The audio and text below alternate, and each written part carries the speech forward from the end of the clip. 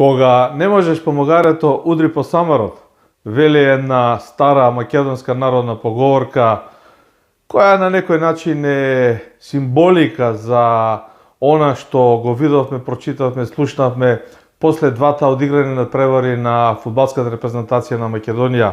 Зборуваме за пријателските надпревари против Молдавија, каде изигравме нерешено 1:1 и оној против Црна Гора кога изгубивме 1:0. Лавина од критики, невкусни коментари, дури и најдолни, искрено речено, вулгарности упатени на адреса на селекторот, предизвикани многу повеќе од слабата, лошата, проблематичната игра, отколку од овие два резултата во двата пријателски надпревари. И не попусто се повикуваме на ова народната мудрост, да кажам, кога не можеш да удриш по магарето, удри по самарот. Во конкретниот случај, Боби Милевски или Благоја Милевски, нашиот селектор, е самарот по кого една дузина фудбалски критичари од Македонија, која патем кажано, мислам дека само Бразил има поголем број селектори од Македонија, бидејќи и таму сум имал прилика да се уверам и на лице место. Сите знаат фудбал, сите коментираат и сите кажуваат. Македонија е некаде на второ место во светска ранг листа, каде што сите се селектори, сите критикуваат, сите маваат, сите знаат, сите се критички настроени, меѓутоа удираат по самарот. А кој е магарето во конкретниот случај во продолжение на нашата емисија?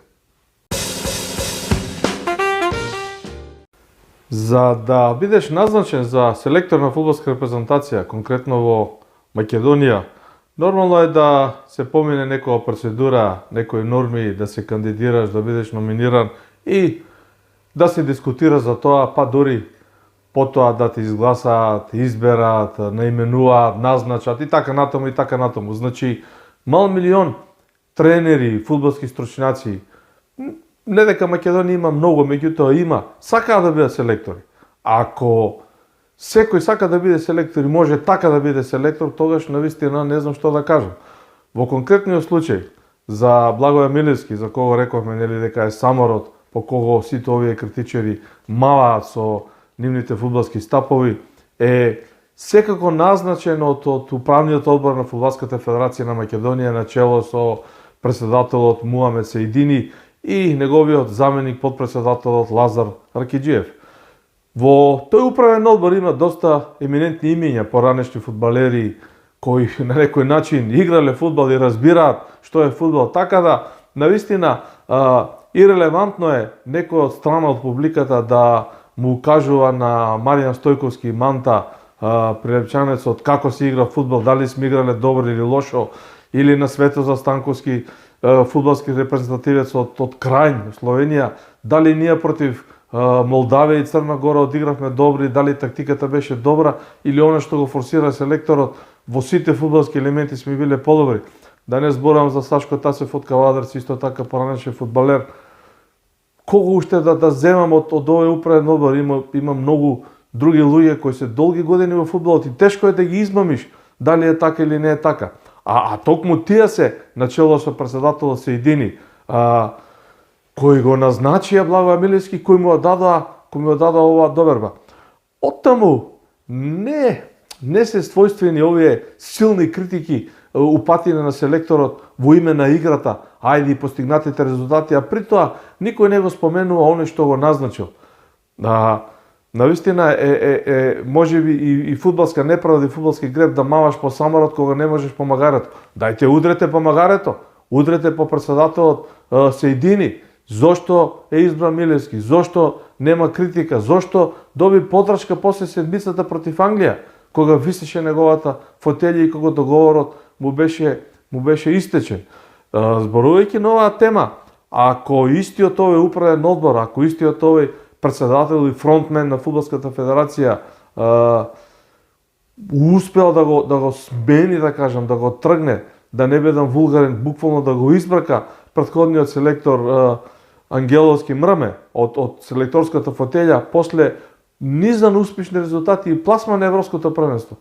Неиствојствено е на една вака проблематична низа, лоша низа на резултати и на неуспех на пласма на Европско правенство, лоши резултати во Лига на нациите против острени репрезентации, никаде да не се побара вината од селекторот, а јавноста мава дрва и камења и навреди. Апсолутно, мислам, поддржувам секаков вид на критика. Долго време сум во фудбалот, сум ги поминал сите селектори, од Дончевски па до Благоја Милевски. Па имало и критики, расправи, да не речеме фудбалски пцовки. Ова е многу ниско и навистина не личи за македонскиот фудбал. Дајте, мамнете по магарето, по оние кои го назначиле Милевски. А зошто Милевски така се однесува? И колку е неговата плата, можеби, ајде ќе се обидеме во продолжение на емисијата да појасниме дека до некаде е разбирливо неговото однесување. Одиме во продолжение на оваа тема. Селекторската плата официјално е 7000 евра. За европски и светски фудбалски рамки сигурно не е голема сума. За Македонија можеби е голема, за фудбалски селектор лично мое мислење скромна. Не се работи за парите, се работи за честа, за угледот, за етиката. Да бидеш фудбалски селектор е повисока функција од председател на собранието. Да не речам на рамниште со председателот, со шефот на државата. Очите на јавноста, очите на јадници, фудбаломани се вперени во тебе. Да трпеш критики е една работа. Да ти кажат дека лошо си ја поставил играта, имаш лоши измени, немаш вистински избори, така натаму и така натаму.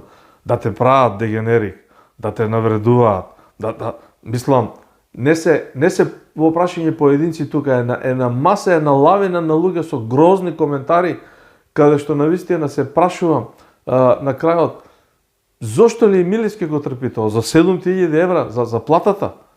А од друга страна, во конкретниот случај, асоцијативно кажано, господинот Муамед Сејдини, председателот на Фудбалската федерација на Македонија, или во оваа наша приказна магарето, никој немава по него.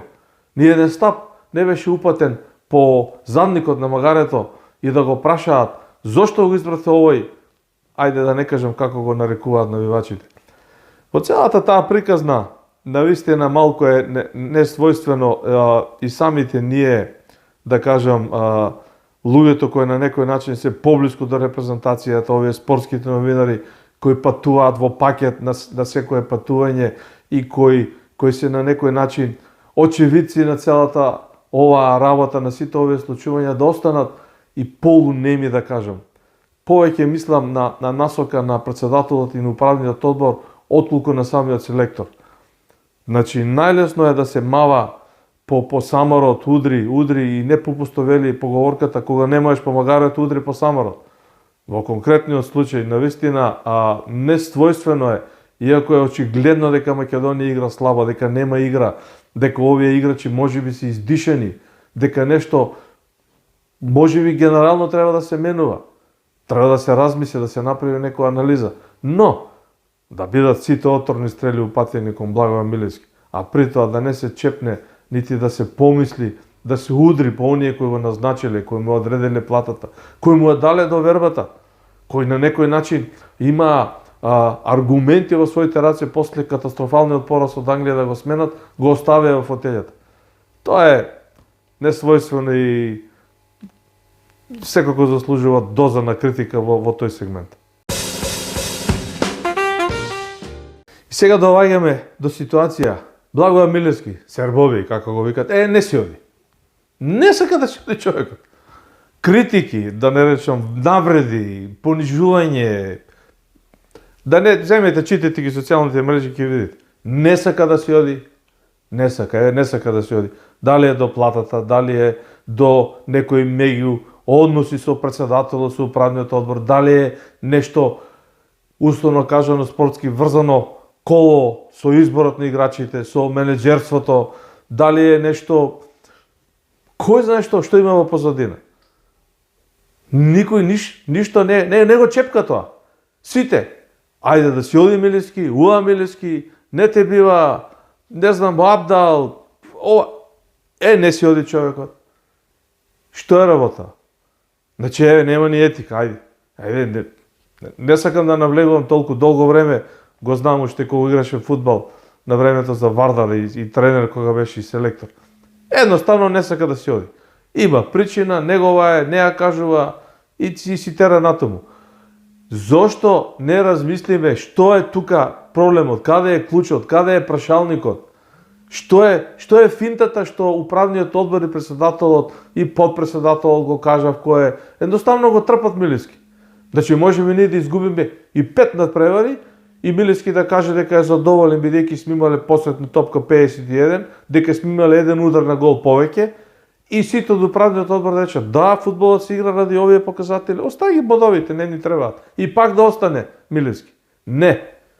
Тука има некоја мамка која доправа треба да се анализира и за која треба јавноста да пишува, да коментира, меѓутоа реално, воздржано, без навреди, без плукање, и спортските новинари, и целата спортска јавност, и тренерите, да се добро тоа анализира. И да ви кажем на крајот зошто така мислам. Фудбалската репрезентација не е на селекторот Милевски. Не беше нити на селекторот Игор Ангеловски Мрме. Уште помалку било на Антон Дончевски, Ѓоко Каджиевски или Драган Канатларовски Цапар. Да не ги споменувам странците, никогаш не сум ги преферирал, не ми биле љубимци, сум ги сакал домашните тренери. Значи, фудбалската репрезентација е малку и моја. Малку е наша. Малку и ние ја сакаме да се радуваме на добри резултати, на добри игри. Никој нема право, нити Сејдини, нити Милевски да се игра така со угледот, рейтингот и авторитетот на фудбалската репрезентација.